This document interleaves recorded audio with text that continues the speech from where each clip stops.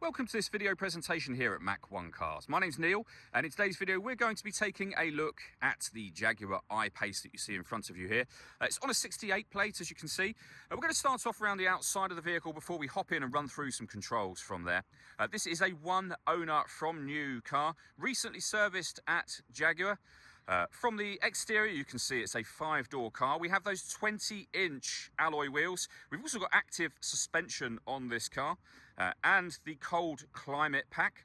We're going to start off inside the boot area of the vehicle before we work our way back around to the front. The tailgate will open directly from the key or from the tailgate itself. As we approach the back of the car, you'll see we have reversing sensors, plenty of boot space along with that 60-40 split folding rear seat, and in front of you there you can also see the charging cable necessary for this fully electric vehicle, of course. Okay, so we're just going to work our way back around to the front of the car and then we'll hop in and run through some controls on the inside, as I mentioned.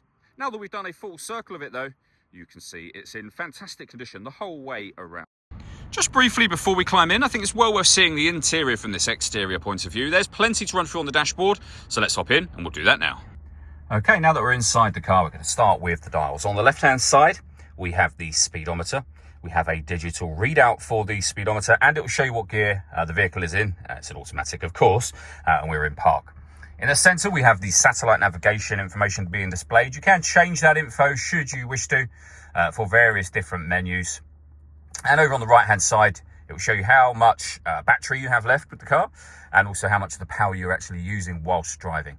In the center at the bottom, lastly, for this section, you can see the total miles of the car. They are 32,127. If we back out to the steering wheel next, the buttons I was using to change this information are just here. We have our phone controls there as well. We have cruise control and speed limiter on the right hand side. Just to the right hand side of the steering wheel, we have the 3 different memory settings for the electric seats, and you can see we've got a Meridian surround sound system in this car as well. Over to the stereo next. In fact, in the center here is where you can access your various media options, including DAB radio, as you can see, AM and FM radio as well. If you want to listen to your own music, you can do so, for example, via Bluetooth audio once you've paired your phone, as well as, of course, being able to make and receive phone calls. We have satellite navigation, really nice, clear color display. It's a very easy system to use. And again, back to the home screen, if we swipe through to the next screen, you'll see on there we have Android Auto and Apple CarPlay, both available. And if I pop the car into reverse, a full color reversing camera as well. Working our way down, we have the stereo volume, the start and stop button for the vehicle itself, and then dual zone climate control. So you can adjust the passenger temperature, the driver temperature. If I pull this out, we can then adjust the fan speed.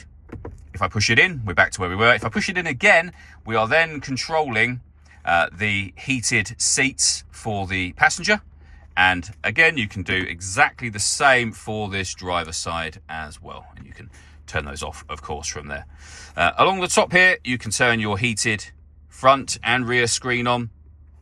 You can make adjustments to the heated seats from here, should you wish to. And then below that, first of all, the gears the vehicle is in. We're in park at the moment because we're stationary, of course. We have reverse, neutral and drive on here.